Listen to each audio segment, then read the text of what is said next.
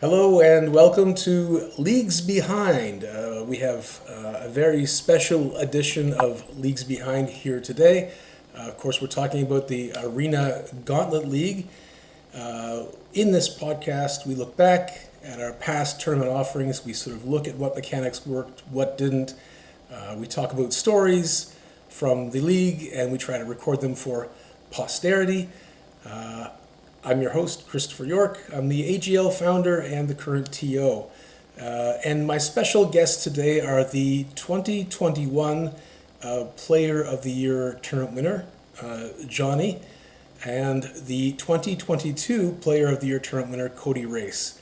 So, welcome, fellas. This is the first podcast with two guests, and I'm hoping that this becomes a sort of round table where we can discuss what it means to be Pody, any sort of suggestions you might have for the tournament series going forward, and just a chance for people to get to know you. So we'll start off, I suppose, with Johnny. He was the first Player of the Year. We spoke briefly about your experience, Johnny. Have you had any sort of reflections after our discussion about Adventures in the Forgotten Realms? Because I think we sort of hinted at a few things about that tournament there. Uh, no, not really. Don't have much to add, necessarily. Okay, well, what You have to leave has... me a little harder than that. Okay, fair enough. I'll lean on. I'll squeeze you a little bit harder. I think I ended with a question which I think bears repeating. What did it mean for you to become Player of the Year, if anything? Uh, yeah, well, I always have a lot of doubt about my skill as a Magic player, and try No. to play a lot, try to be good. But there's always that feeling of like, I'm over the hill. Well, I'm losing it. And so every time that I win a tournament or have some kind of success, it's like, okay, old man still got it, still hanging in there. Um, but yeah, definitely, I know I'm past my prime, but it's still good to get some wins here and there. Do you find that people sort of treated you differently after the win, or that you gained a little server infamy, Oh, or you gained some shit talking yeah, rights at least? for sure. I mean, definitely, one of my favorite parts about the game is trash talking, and so, but you have to win to be able to do that. You have to, back it up. So definitely, getting a big win helps a lot with that. And yeah, having a title, let's say, um, people will then give you more respect than you deserve, or put more value on what you have to say than they should. Um, because at the end of the day, you have in that tournament, there's like 16 strong players. Someone has to win, and a big part of winning a Magic tournament is serve out and don't mulligan, and a lot of that can come down to just a little bit of luck. You know, if you have to mulligan in one game, you lose that game. You lose that game, you lose the match. You lose that match, you're out of the tournament. So if you can just avoid doing that, you're on the way to success. All right. So Yeah. Sorry. you know, yeah, I won that tournament, but it's not like I'm way better than the other 15 people in that tournament. And little bits of luck, easily swing it in all kinds of different directions. Well, that's one thing that sort of is a similarity between the 2021 and 2022 Player of the Year tournaments. They were still pretty small. They were both 16 players, I believe. And we'll talk a little bit about the formats later on. But Cody Race, let's switch to you now. In terms of your 2022 win of Player of the Year, similar question. I mean, how did the experience sort of strike you? Did it change anything at all? Or just what are your comments about the sort of elevated status on the server? Not really, honestly. I mean, I remember I was like the heel of the server at the time, so everybody just fucking hated me. Oh my god, sorry, I swear. And That's fine. That's fine. I think we can get away with one or two and bombs. Okay, cool. Okay, cool. And I just remember I looked back at my deck, like just because I was curious, and I got like one person liked my deck or whatever after I won the POTY. I'm looking at the like last year's, it was like fucking like 30 people like cheering the person on. I'm like, oh my god, people were so mad because uh the other thing that happened was that I was at Burning Man for half of the tournament, Oh so yeah, I I came back. remember. Yeah, I came back and like I did like my last couple matches super quick or whatever, and then I ended up just barely making it to the final mega drafts. And then I won the mega drafts, and like yeah, people were not happy about the whole thing. I don't know. I don't recall which people, if any, were particularly unhappy or felt cheesed by it, but it does seem to bring up a sort of perennial debate that we have around Player of the Year, and I guess we can talk about Raf in this context. Is like people consider it pretty important when you make Player of the Year, and if you don't treat it with enough gravity, enough seriousness, I think the people that do try hard and that are really happy and proud to be there, they might feel like the value of their accomplishment is somehow lessened or slightened. So if there was any blowback, it might be from people who were deeply invested in doing well in the tournament. And then to see somebody just kind of breeze in and kill, it's got to be tough. I mean, this actually Yeah. brings to mind Johnny in Montreal. Do you remember that? That store. It was on the east side of town. Oh, Jesus, I forget the name.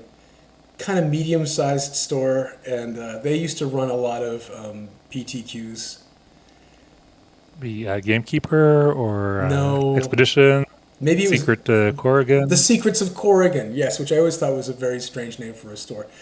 So there's a very similar story. Corrigan is French for goblin, so Yeah, there you go. that doesn't translate well. So I remember I was there for a PTQ, and I think you were probably there too. And I was sitting there for round one, and back then I was a tryhard. I'm like going to thought, okay, my opponent's not here.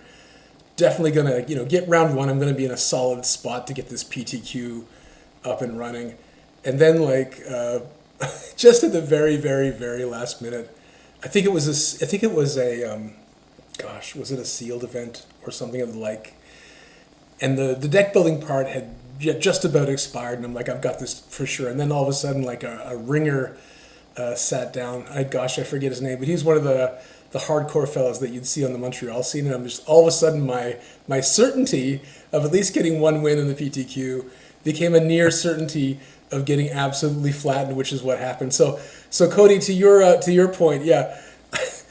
Taking this seriously and tryharding at the PTQ, and then having this guy waltz in late, breakfast all over his shirt, and reeking of, whatever he was smoking outside, and just killing me. Uh, I feel it Yeah, too. I mean, I feel it too. So you, I have the flip side of that story actually. what you know the other side of the Finish story? there. Oh, Oh no, tell well, us, tell a us. similar story at the same store, PTQ or PPTQ at the time, and I guess I had made top eight, and okay, so I'm supposed to start for another at a time. I'm gonna go run and get a sandwich, and like the best sandwich shop in town is just down the street. And in business, you can be good, cheap, or fast. You can be two of those things, but don't be three. And this place was good and cheap, and they weren't fast. And I'm just watching them make the sandwich, and they're taking forever, and I'm kind of like, I still got time. I still got time. Sandwich takes forever. I get back to the store. Round started, and so I got game loss for not being at the table on time. My opponent Oh, the sandwich was says to worth the it. judge, it was a really good sandwich. But my opponent says to the judge, actually, could we just waive the penalty? We'll just play our match. Damn. And the judge is like, okay, sure, if you want, we can do it that way. And then I go and I win the match, and my opponent kind of like, God damn it! I'm like, well, why did I let you waive the penalty? I should have taken it. Should have got the free win. He said, "Oh, I thought you'd be all tilted anyway from running late." And No so mercy. I've been No mercy.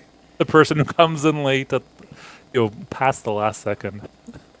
So here's a kind of funny Double similarity one. as well. I mean, Cody, you identified yourself as the heel of the tournament. Johnny, I think that you've taken your turn playing heel at times in the server. I think it's kind of funny that two let's say admitted bad boys become the players of the year. Do you think that's that's a coincidence, or do you think that like you have to be there's got to be a bit of a villain inside of you to try to want to win these big tournaments, try to spike hard and prove your dominance in a field that's pretty tough, right? I mean, the Player of the Year tournaments, we have the best of the best. Do you have to have that killer instinct even in a little friendly server like ours, or what do you think? Did your teeth come I out think during it's these tournaments? better to be lucky than good. Sorry, It's better to be lucky than good. that's fair. That's fair. That's a good dictum to live by in Magic for sure.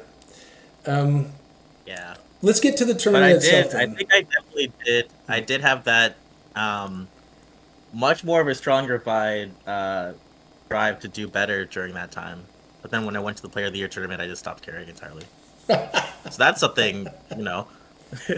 I guess once Once you reach the you've been to the mountaintop. top of the mountain, right? This is the sort of thing about enlightenment. Once you reach the top of the mountain, there's no place else to climb. You just kind of rest in a meditative state, and you start to think about it all. But you don't really try as hard. We got to make a Yeah. Player of the Year tournament to get you interested again, Cody. Like maybe if we have like 8 years of Players of the Year. Player of the decade. Yeah, there we Player of the go. decade. Then that's something else you got to try for, right? Or maybe the Yeah. first ever, two-time Player of the Year winner. That would do it too. We haven't seen Halfway that there, yet. it should be having all the Player of the Years play each other. That'd be awesome. That has to Well, be a crazy tournament. It has to be like a month long, like in every different format you could think of. It's gotta be crazy. well, what's kind of We funny gotta is we gotta earn it. that from 2021, 2022, 2023, 2024, we've only ever had Canadian Players of the Year. The way it's shaping up with the American players, making up roughly 70% of our player base, it's going to be very hard to hang on to the title in 2025, I think. It may go to another country. That doesn't matter. If like 98% of those Americans can't cut it, but still the numbers are still the same. So I like it. I like it. All right, let's talk about the tournament itself. Johnny, can you just run us through quickly the mechanics of the 2021 tournament, just to refresh our memories? The PDF won't open for me for some reason. Can you pull it up? Sorry. That's fine. That's fine. I guess we'll go to Cody until you find your file. I'm sure you have it in a different chat somewhere in your Oh, computer. no, it's just there's something going on with this computer. It's not opening at all. Okay. Cody, let's talk about the 2022. We already covered some of Johnny's mechanics in another podcast. It wasn't delineated separately, so I brought him back to talk about it again. But we covered at least part of that in the Adventures in the Forgotten Realms episode. You can click back through the past episodes to see that. It's kind of tacked on at the end, another 50 minutes of talking. But Cody Race, let's talk about the 2022 Player of the Year tournament and the mechanics. As I see, this was one of those podies where there was no entry fee, right? We were living still on donations, and I think at this time we were still sponsored by Three Kings Loot, which put $50 into the prize pool. yeah, So it's really weird, right? Because this is supposed to be the highest stakes tournament of the year, and we're playing for pocket change. What do you think about that? Do you think that Player of the Year should be like a high roller tournament with higher than usual stakes, or do you think that it's mostly an honorific, mostly for bragging rights, and therefore it shouldn't be highly prized? the second one, The second one, bragging rights. bragging rights Yeah, only. we should have a separate tournament if people want a high roll, and then they can play in that tournament. Which I would join for sure. Like a $50 tournament. Oh my god! And I can take every match so seriously. That would be pretty fun, honestly. People have been sort of making fun of the low stakes entry cost for AGL. I've seen it a few times. People saying that's not real money. $10 It's Canadian. $7 It's US, pocket yeah. change. I mean, I've eaten breakfast that cost more, and I've enjoyed less than I would pay for a league. So, we've been sort of talking about it recently, like whether or not people would enjoy higher stakes tournaments. I think mostly people are happy with buying in very low in a regular league, but there probably still is an appetite for something a bit more higher stakes, as you're pointing out. There Yeah. was the paper player of the year tournament, I guess 2019, maybe 2018 that we did, where it was Vision won that. Ultimate Masters was the ultimate format, but because we had to pay for the paper packs, it was $90 entry, which doesn't feel like much of an invitation. Yeah. Congratulations! Where's your credit card? Pay up. But I think Johnny, I think you came in second, and we were playing for box toppers for the prizes, right? And we got, I think Sounds about we got right. we got a discount on our pools, even though they were $90. Yeah. I mean, I think So that it's fun. yeah. By that time, Face to Face maybe had. I don't know how willing they were to cut us the deep deals anymore by that time. Yeah, but like Ultimate Masters, so the master sets are always crazy expensive. But it's just so the concept of earning an invitation doesn't always line up that well with paying money to play. Right. So you think And so with yeah. I think what the you're player of saying, the Johnny, year, is it's there like should be like a high rollers tournament, but that should be disconnected from the Player of the Year tournament. yeah, yeah. Okay. So this was the first, the 2022 Player of the Year tournament was the first year where there had to be an invitation reserved for the Player of the Year of the previous year. So Johnny, you got your auto invite. I'm not sure you needed it. Were you multiply qualified for 2022? I believe so. Probably just whatever the criteria were, I probably qualified. I'm sure I qualified. I was offended. Or I probably, didn't. yeah, multiple ways. Yeah. What were you saying, Cody? I gave up, but I should still qualify for my past accomplishments. Are you queued? Are either of you queued for the 2025 Player of the Year event? No. Not yet. Okay. We So need some roll automatic. downs. there's something to aim for, Cody. You got to catch up with John. Johnny still got it. He's still in there. I still got it. I swear. So there was Johnny had his own invite kind of locked up. We had 9 invitations reserved for each previous league winner of the 2021-2022 season, and then we went with the system where we invited 3 players with the highest point averages among those players who had played a minimum of 3 leagues, and then we had 3 invitations that were reserved for the players with the highest cumulative number of points for the 2021-22 season. And then, of course, the unclaimed invitations rolled down if anybody couldn't make the tournament. We had semifinals and finals. We had the so-called Alpha and Omega pod. The Alpha pod consisted of the 2021 Player of the Year winner, which is Johnny, of course, the VOW League winner, the Neo League winner, the double feature league winner, one of them, and the Eldraine times 2 league winner, and then 3 people who got in on rank. And then we had the Omega Pod, which was the Midnight Hunt league winner, the Chaos 2 league winner, which I think was John P, I think, got that one, if memory serves. The other double feature league winner, the Streets of New Capenna league winner, which I think was you, Cody, right? And the No, it was our team. I won the Neo League. the Neo League. Who won Streets of New Capenna? That was Adam. Okay, Adam? but you were definitely in the winning faction for Streets of New Capenna, right? You were in the Obscura. Yeah, I'm the one who ruined it for everybody. Well, let's talk a little bit about that since it feeds into this sort of Player of the Year hype, right? And this was the origin of the secret server, right? No, the origin is actually a buddy, this guy that I started playing that joined the server, Joel L. He was really into going through pools and like looking for strong pools and shit and stuff like that. And we created the server together. We made like a spreadsheet, and then we invited some people over. And then I opened it up when I was like leading Obscura, because then I had a place for my team to conspire. Does Joel L, does he still play at all, or is he around? No, I message him from time to time, but he doesn't play much Magic anymore, so Okay. he stopped playing a while ago. Okay, but that was when the side server blew up. Yeah, exactly. Yeah. And I remember we even had like a secret strategy to take down the Maestros.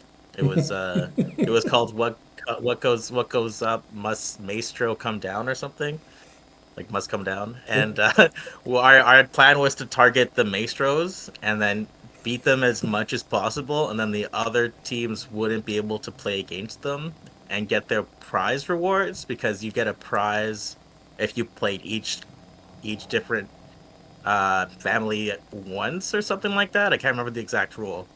So we were Right. like denying prizes, and all the spikes were in Obscura. It was no one had fun but us, I think. So Maestro, if I recall, was the weakest faction, and they were already kneecapped, and then you just kept hitting them while they were down, right? Yeah, Yeah.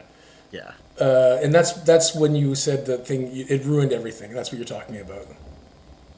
That was my win at all costs spiky era until I won the PO2Y. So It yeah. led to a We bit of had like history. spreadsheets going. We had like fucking God, we had like bounties on people's heads. It was crazy. It was a lot of fun, but crazy. Well, that led to I think the first ever time when the rules for a league were changed mid-league, because normally we had this sort of like good design principle that once you sell a bill of goods to the customer, you can't change it. You can't change it halfway through. We violated that for leagues like Murders of Karloff Mana and other things like that, where we just have mysteries that we don't tell players ahead of time. But I think that's the first time when the public reaction was so poor to this rule that made them want to play, or that would reward them extra for playing a member of each other faction. And knowing that you were gunning for the Maestros to kneecap them, I think that tilted enough people that we actually had to change it midstream. I didn't want to change it. I thought it's fine if we have this emergent strategy, but I think, Johnny, you and others talked me down from that position. Yeah, I think it was something where the implications of the rule just had to be. We had to just think about it one step farther than we did when we came up with the rule. And then once you see it in action, it's like, oh yeah, wait a second, this isn't going to turn out well.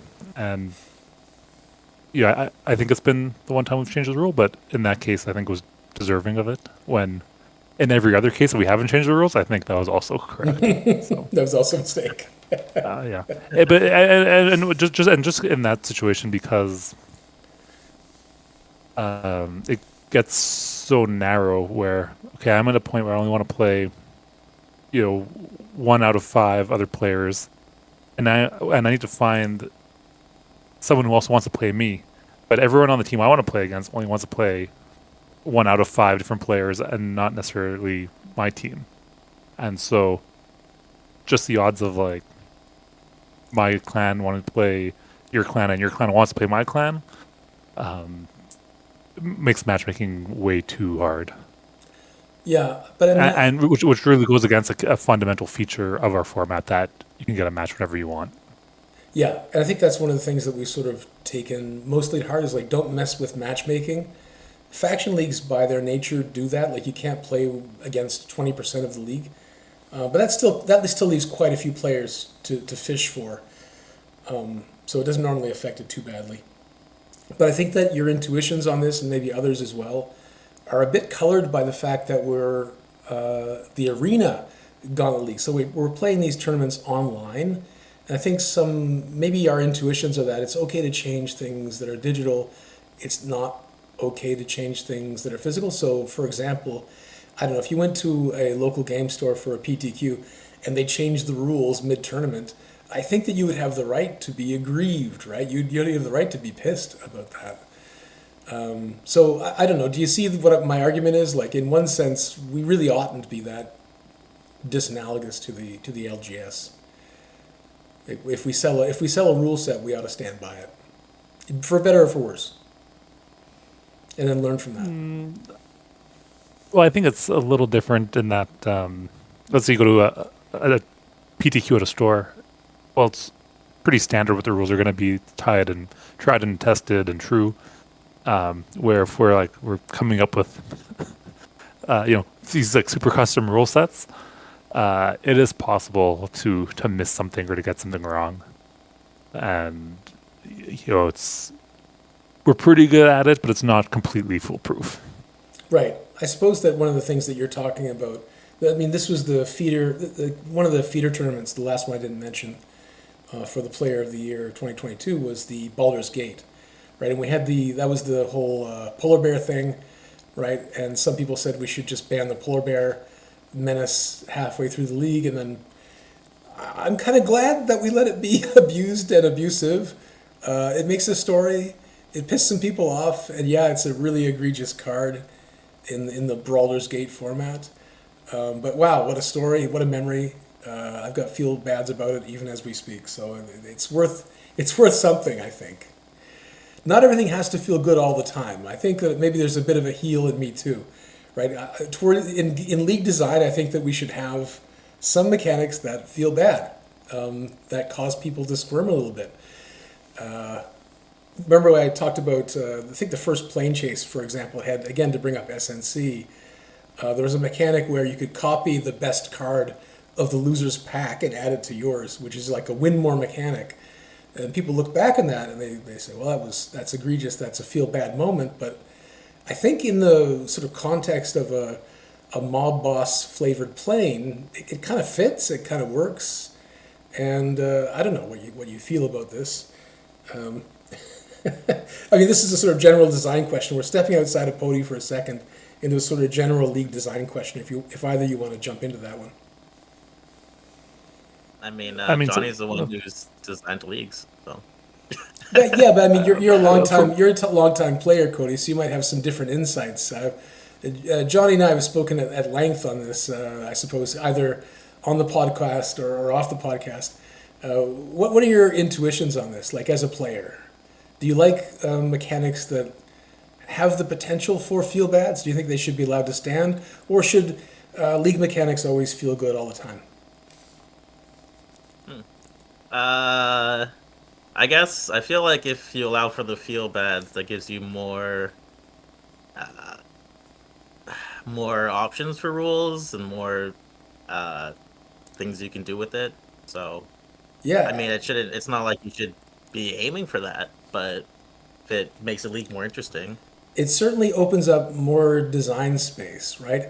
And there's actually, this is kind of going outside of even Magic for a moment, but in moral philosophy, there's this idea that evil's important because it gives you more choices than if you were forced to be good automatically, right? So if virtue is something that is just trained into you to the point where you can't do anything bad, then you're a more limited person than if the potential to do evil were always there and you chose not to indulge in it. It has to be an option. And I think maybe the same thing with league mechanics. We ought to try to be good, the most that we can, and reduce feel bads. But there still should be the potential to have a moment or two where we let, for example, politicking or win more mechanics or other factors that people normally identify as feel bad have their moment in the sun. Or at least this is what I think. Johnny, you probably want to commit on this too. Yeah, I mean, I totally agree. Yeah, and it's important to have variety, right? And if you only eat dessert, it doesn't taste sweet anymore, kind of thing. All right, so talking about feel bad, in the Player of the Year tournament for 2022, we have a round robin mechanic for the semifinals. Is round robin? I mean, I remember that there was some issue with. I think Raph gave up. Right, this is why I brought up Raph earlier. I think he gave up on his round robin matches at a certain point, causing some controversy. Should round robin have a place in Player of the Year tournaments or any league tournaments, or is it just is it a bad tournament design for what we want to do? Should it always be Swiss rounds? Or I think it makes a lot of sense for this tournament, but it does cause problems. Like for example, again, where Cody was out of town traveling, and then when he gets back to town, he has to play Damien, but then Damien's sick, and they just can't line up. And when you're playing an event in the store, it's like, look, we're all here, we're all present, we're all not going anywhere for 6 hours. But Right. when you're playing online, people are in different time zones, they have different availabilities, and it's hard to say, like, is someone at fault? Should they get a loss? Well, what if they're available, 2 of the 7 days of the week? They made some effort. So then it's just like really hard to enforce. And, Yeah. we're lucky every time it doesn't cause problems, but sometimes it does. I do remember the Damien thing now. Yeah, it's going back to me. These ancient memories. So I think the issue was that the period when Cody was traveling, Damien was healthy and ready to play, and I think that the issue was that when Cody came back and was ready to play, Damien got sick and was unavailable. So there was there wasn't any significant overlap where you two could have played out your matches. And I think that the big issue with that though was because I was 3-3 before when I couldn't play Damien, and there were people in my pod who were like 3-4. So I would automatically be beating them by not playing my last match, and I'm like, well, it works out for me to not play. So I mean, Yeah, yeah. It's tough to ask kind of people. It's tough to ask people to play matches that are optional and against their interest, right?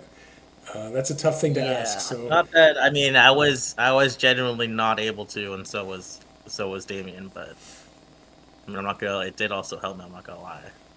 yeah, you guys have patched it over since then, though, right? Who, me and Damien? Yeah, yeah. Oh, I hate that guy. That's the worst. Hey, don't look at me. We're stuck in Saltai again together, and we're like oil and water. We're back in there together. So I'm gonna get my dose of Damien coming up here in Tarkir Dragonstorm. Don't you worry. Okay, cool. I'm gonna try to play him, I guess. I'm coming for you, Damien. There we go. I'm getting revenge. So with this issue of like this match that has to happen between these two players whose schedules don't align, we're actually going to see it come up again now in the side event Adam's running, the floor, Okay. where Yeah. there's, every day there's a 24-hour period. There's a specific match between two players. They have a 24-hour window to play it, which is very tight. Player of the year, we give people a week to find Yeah. a common time. And, this is for a side quest, so the stakes aren't as high. If it doesn't work out, fine. But I'm very curious to see how many matches do get played versus like the players can't find times. 1 day's notice isn't much. Sometimes I have 2 hours a day I can play. It's not necessarily the same 2 hours you have to play. Right. And we'll see how that goes. Yeah, I mean, I was quite impressed with the design of the floor side quest. And I didn't know about the time limitation, but people could conveniently make themselves unavailable, I suppose. I think Adam's put the rule out that if people don't play, he'll decide who loses. So you got to be careful not to be too difficult. That's a good one. I like that. But because it's a side event, he has a freedom. He can just say that. That's We right. couldn't do Player of the Year where it's like, okay, Chris just decides you're out. Yeah, that would be that would be a feels bad for everybody, and I think I'm bound the best I can to try to be neutral in these situations. That was a tough situation to work through. I think I had to talk to the league committee a good few times about what to do in this situation, and I think we had to let the ball play the ball where it laid. I think in that situation. But moving on from the semifinals, we had this cool system. I think it's still a good system, where we fed in the top 4 players from the Alpha Pod and the top 4 players from the Omega Pod, and we put them all in a Mega Draft finals together. And we had something called Arena Masters as the format for that. Johnny, I think that you were instrumental in creating the Arena Masters, right? So there's actually errata to these rules. because we didn't play Arena's Masters. Oh my God. We ended up using the Arena Tinkerer's Cube. Okay. Arena Masters And- didn't probably have enough cards in it yet, right? So, like, I love the concept of Arena Masters. Great name, great branding. But yeah, when it came down to actually making a set or a cube using only cards from master sets, yeah, it was way too limiting to do anything good with. And it just didn't actually work out like as a functional card pool. I think it could And now. so we ended up, and now, yeah, 2 years later, you know, way more cards on Arena, including Pioneer Masters, Yeah. which you could just use that as the backbone and then change as you need. Yeah, so we ended up using the Tinkerer's Cube, which had been on Arena sort of around the same time. So I think players had a chance to play it a little bit, get a little familiar with it. And, is a cube that lets you be creative and figure things out. And so it seemed like an appropriate skill testing format, I think. Yeah, I don't know if you know. I don't know if you've been following the Tarkir Dragonstorm rules, but Jordan's, with the help of Jack, he's put together something called Tarkir Reforged, which, just like you said, it uses the skeleton of Khans of Tarkir, but it takes out all the irrelevant and weak powered cards, and replaces them with cards that are intended to be powerful in combination with the main set cards from Dragonstorm. So I think Yeah, the set looks sweet. 2 years That's later. a big selling point for this. 2 years later, we finally arrived, at the point where we're making our own sets. We just weren't ready 2 years ago. So that's where we are now. Well, how long ago was Ixalan Remastered? We've done it before. Yeah, was that, okay, so was that smashing two sets together and then maybe putting in some supplementary cards? But that was a Yeah, 3 week with some league. other stuff. That was a 3 week league. That wasn't a full league. This is the first time we're using, a sort of curated set or cube as a pack generator for an entire league. So this is slightly more ambitious. I'm going to say it's the most extreme presentation of this idea that we've had, and I'm going to be very curious to get people's feedbacks from how Tarkir Reforged goes over. Cody, when you played this tournament, what was your feel about using the Tinkerer's Cube? Did you like this choice? Did you not? I mean, obviously you won, so you had to have enjoyed it somewhat. But what was your feeling about the format?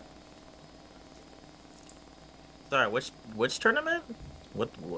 Player of the Year 2022 in the Tinkerer's Cube for the Mega Draft. Oh, I honestly don't remember the Mega Draft very well. The only thing I remember is that I knew everybody in the Mega Draft. Like, I know none of them liked aggro decks. They were all like very control-y, slow players. So I was like, right from the get-go, I'm like, "All right, I'm just gonna fucking force like red-white aggro," and then I just did that. I don't remember anything else about the draft though. So it was a good cube. It was a lot of fun. You figured out the meta. You figured out the weaknesses of your opponents. You played the person, not the cards. Yeah. Johnny, do you have any recollections? going Did you make the finals of this event, or were you wiped out in the semifinals? I actually don't remember. Oh, man. I feel like my semifinals pool was terrible, so I must have been knocked out. Definitely, yeah. I don't love the semifinals. Cube sealed isn't always the best format. Right. Sorry. I have the top 8 here for the 2022 Player of the Year. We have Steve, Ryan W, Chris P, Buddy Race, Sawyer, Justin, John P, and Maxim. So you got cut. So I was not there. Yeah. Didn't make the grade. And and one thing, like, so Cube sealed.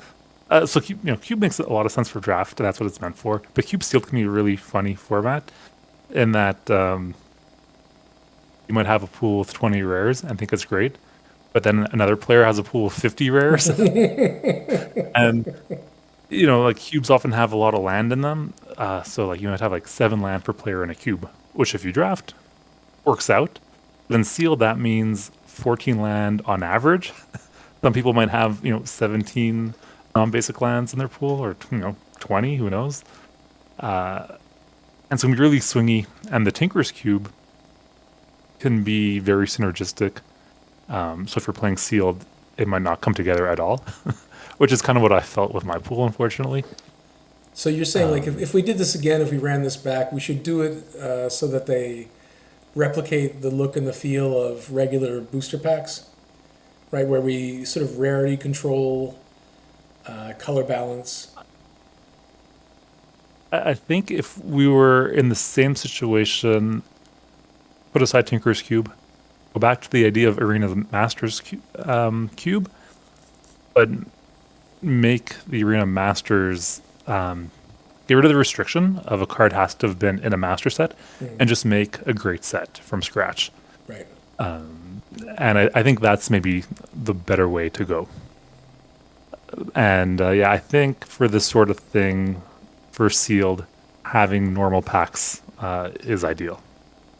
So yeah, an Arena Masters set more than a cube. Gotcha. All right. Well, I agree. Given all that we've forgotten about these tournaments, I've got to get to doing these retrospective videos a bit sooner than I have. Right?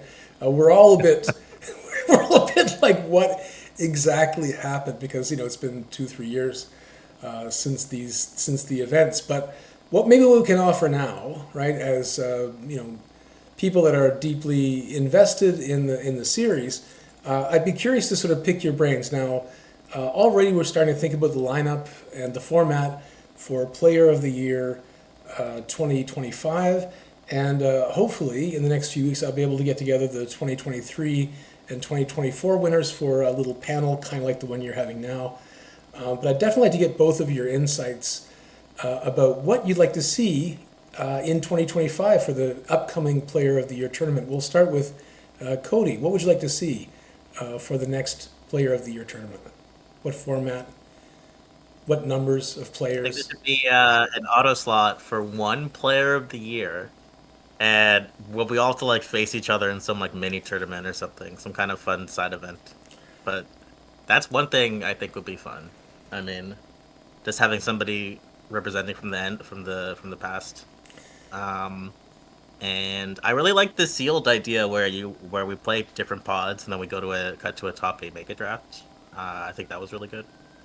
And just different formats. I feel like we should be playing sealed and draft each time, because at least sealed, just because that's like what we play mainly on here, and I feel like that's how we all play together. So Yeah, I think that you're right. I mean, my vision for these things has always been that it should be like the Magic Olympics, right? You should have to show mastery of more than one format in order to earn the title. And I mean, some people have scoffed at that title, the Magic Olympics, and the use of the laurel leaves as the icon for the series of Player of the Year tournaments. But I absolutely agree. We're going to have probably, I think, 3 rounds, because we have possibly 32 players coming up for the 2025 Player of the Year.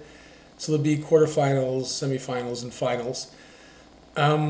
The thing I suppose that you're suggesting, it isn't quite so bad or revolutionary. It's kind of interesting, right? Because what we've done in every previous year is to give the previous Player of the Year a free pass to the next Player of the Year. You're saying, why not bring some of the older guys out of retirement, let them have a crack? So we have one previous Player of the Year spot, but you got to fight for it if you want to keep it. That's interesting. I mean, and it kind of makes the previous Players of the Year into kind of a fraternity of players who have this sort of friendly rivalry, trying to get these re-ups for invites. It's not actually a bad idea. I think it's a pretty good idea. I'm not sure if we could sell it for 2025, but God damn it, I think something like that sounds like it's got legs. The only problem is Zach's already qualified. Richard's qualified with his recent league win. I'm going to qualify. You This is found just out my Cody secret, wanting the free spot. I see where this is my going. secret strategy. Shit. You know what? You know Cut what? With that out. no Cut that one out. else needing to play in the play-in, he gets auto-qualified. Yeah, but what if one of you goes in and challenges him just to rob him of the chance? Because you're entitled to sort of try to rob him of his spot. Johnny, over to you. What would you like to see for the 2025 Player of the Year tournament? So I just came up with a format on the spot. I Excellent. haven't thought this through. Great. Sorry if it's a bad idea. No. But inspiration from the Dragon Cave in the Next Gen tournament and from the floor. Oh yeah. How about so there's the semifinal pods, round robin.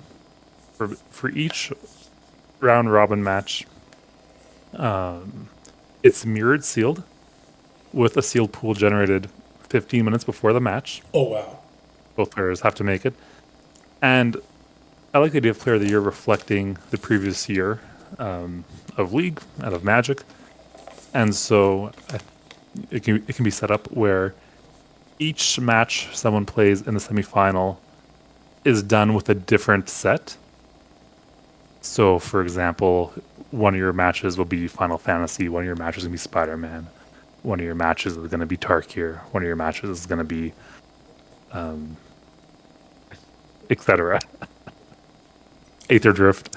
Yeah. And so tests, everyone gets tested on 7 different sealed formats on a timer, and with a variety of pools. So you can't blame, a bad pool. You have the same pool as each of your opponents. Yep. There you go. Perfect. Yeah. Take that, put it on paper, hit publish. You got the rules. Well, that's for one round, right? Is that for all the rounds? That'd be, I guess, the semi-final rounds, and then top X players from each pod move on to the mega draft. Right. Well, I think that's what we call ludonarrative resonance, right? I mean, if you have the Player of the Year tournament feature some of the mechanics and some of the sets from the previous year's offerings and mechanics, that works. People seem to like that in terms of a hook, so I think that might be a pretty easy sell. And thanks for your contributions, gentlemen. This is going to be this will give the LC something to think about when they watch this, I would imagine. I really appreciate your time, but we're coming up to the end of our allotment for this vodcast. Any final words, fellas? Do I have 2 minutes for an anecdote about playing Sealed Cube? Yeah, okay. Sure. Okay. We'll indulge you. The first time I ever played a Sealed Cube was ex-leaguer Tim Martoni's powered Vintage Cube. And we're 6 people, so we just dealt everyone 90 cards at random. Make your deck. And I got dealt Black Lotus, Ancestral Recall, Time Walk, Mox Jet, Mox Sapphire, Sol Ring. And Not bad. I beat everyone 2-0. 10, we did round robin, crushed all 5 other players. And they're not playing bad decks, they're playing Vintage Cube decks. But I have like 5 pieces of power in my deck, which is impossible to get in actual Vintage Cube draft, because people just pick all those cards.